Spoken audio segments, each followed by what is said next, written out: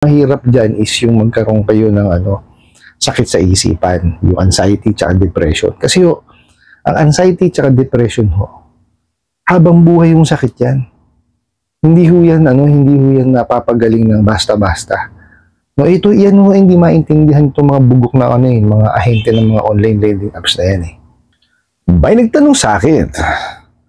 May nag-text po sa akin, sir. Ito text niya. Last payment ko na. Naubusan na ako ng pera. Kaya di na ako nakapagbayad. Grabe sila. Ano plano mo dito sa utang mo? Overdue ka na. Parang wala ka ng planong magbayad ng utang mo Asikasuhin mo to bago mag alas 12. Hindi mo magugustuhan ang gagawin ko sa ID at picture mo dito. Sinasabi ko sa'yo, mali siya ka na sa utang mo. Okay, maraming salamat po sa panibagong katanungan na pinadala niyo po sa akin. Pero bago natin sasagutin, imbitahan ko muna sana kayo na pakisuportahan po sana yung aking mga social media accounts sa YouTube, Facebook, and TikTok. Okay, sagutin po natin, no? Ito pong inyong pinadalang katanungan sa akin. Sabi niyo po, may nagte-text sa inyo, no? At last payment na ninyo, pero naubusan na kayo ng pera, no? Kaya hindi na kayo nakapagbayad. Okay. Ngayon, ang message ko sa inyo is tinatanong kayo kung ano yung plano niyo sa utang niyo, overdue na raw at wala ka na daw bayad pang wala ka na daw plano pang magbayad ng utang. Paano niya nasabi yun? Grabe, no? Okay, tapos ang panakot niya, hindi niyo raw magugustuhan yung gagawin doon sa picture. Okay, unang-una hindi niya po pwedeng sabihin or wala siyang karapatan na magsalita na wala ka ng planong magbayad. Okay, bakit? Kasi sabi niyo last due date niyo na. Okay, so ibig sabihin, nagbayad kayo previously. Okay, so ibig sabihin, yung willingness nyo magbayad nandun.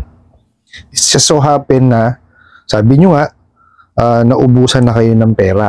Okay, siguro naman hindi naman kayo naubusan ng pera. Kumbaga, lang yung funds nyo po. Nadadelay lang, baka hindi na kayo makahulog ngayon, no? Kasi mahirap naman sabihin, naubusan kayo ng pera. Naghahanap buhay naman kayo. Siguro, na-delay lang yung funds nyo, no? Pero babayaran nyo pa rin sila. Okay? So, kahit sino man siguro walang karapatan na magsalita ng ganun, no? Na wala ka ng balak bayaran. Kasi binayaran nyo yung ibang due date nyo O, kayo na nagsabi, no? Na last due date nyo na. Okay, tapos ito masakit to sa pagbabanta kasi nila Ito pagbabanta to, okay?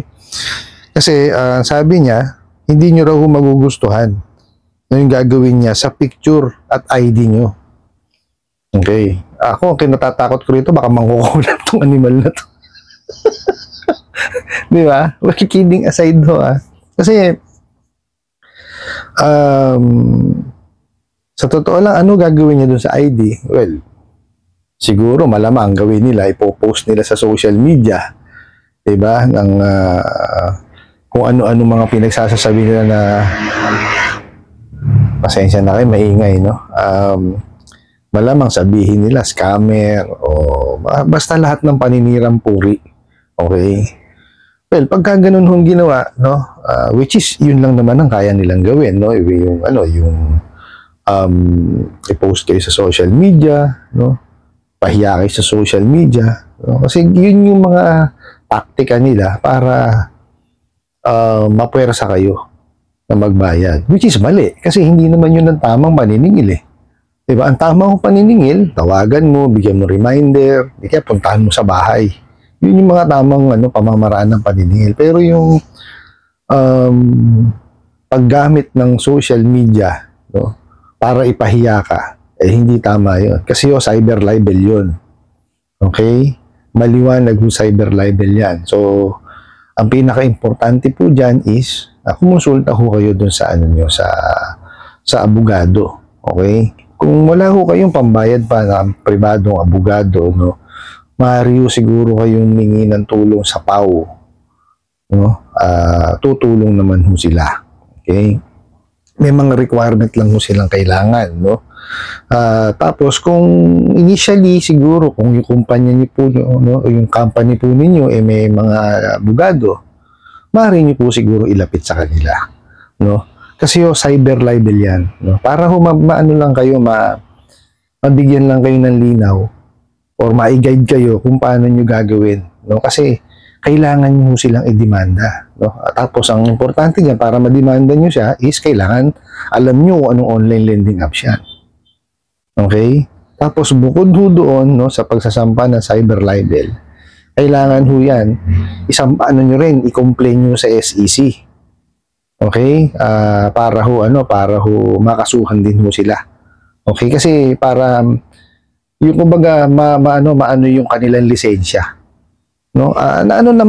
Nakakapagpa-revoke naman ho talaga ng lisensya ang SEC. Ginagawa naman ho nila talaga ng action yung mga complaint, no, ng mga naabuso nitong mga online lending apps. It's just so happen na napakarami ho talaga kasi, tsaka hindi ho matagpuan no?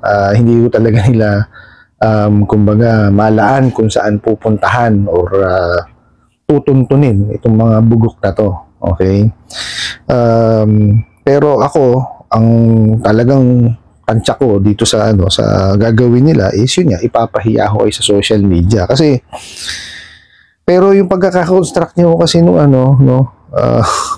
nung message is parang ipakukulam kayo 'di ba? Kasi hindi mo magugustuhan gagawin ko sa ID at picture mo. 'Di ba? Parang iba yung pagbabanta niya 'di ba? Pero kasi kalimitan ho ng ginagawa nitong mga bugok na to is yun nga ho, mag-post sa social media, which is hindi ho tama kasi ang social media ho, nandiyan yan, no, para magamit, no, sa mabuting paraan, no, which is yun naman talaga ang niyan no, kasi para yung mabilisan ng communication, mabilisan mo malaman yung nangyayari from one place to another, diba? Unlike before ho kasi, yung panahon namin, wala ang ganyan, no, telepono nga ho nun nag-message ka ngayon, ngayong let's say, nag-message ka na umaga, darating yung message mo dun sa pinag-sendan mo ng SMS, gabi na ganun ho katagal nun no, samantalang ho ngayon, talagang pagbukas mo ng telepono mo, andun na lahat, no, andun na lahat ng information, no, malalaman mo agad kung ano yung nangyayari, kaya nga ho yung yung mga balita, no, mabilis mong nakukuha agad, di ba? Kaya lang itong mga abusadong ahente ng mga online lending apps, no, ang ginagamit ang social media para sila makapanakot, makapangharas. No, which is hindi tama. Hindi ho tama kasi talaga 'yon. Kaya nga ho ako, ang lagi kong sinasabi sa aking mga manonood is mag-complain, no, or aksyonan kung ano man yung nararamdaman nilang or di kaya kung ano yung ginagawa sa kanilang hindi tama. Kasi ang mahirap dyan is yung magkaroon kayo ng sakit sa isipan, yung anxiety tsaka depression. Kasi ang anxiety tsaka depression habang buhay yung sakit yan. Hindi ho yan napapagaling ng basta-basta. No, yan hindi maintindihan itong mga bugok na mga ahente ng mga online lending apps na yan Di ba? Biruin nyo sa kakarampot po na pera na kanilang ipahihiram, ang idudulot naman ho sa inyong isipan, gano'n na yung depression tsaka anxiety. Di ba? Kaya ako, sabi ko lagi sa inyo, pagka ganyan na huwag nyo na hong hiraman. Lalong-lalo kung hindi nyo naman ho, ganun pa kakailangan yung pera. Ako lagi kong sinasabi sa inyo, i-build nyo po yung inyong credit standing. No? Kasi pagka yun na-build ninyo, mga bangko mga lending tsaka financing ang lalapit sa inyo.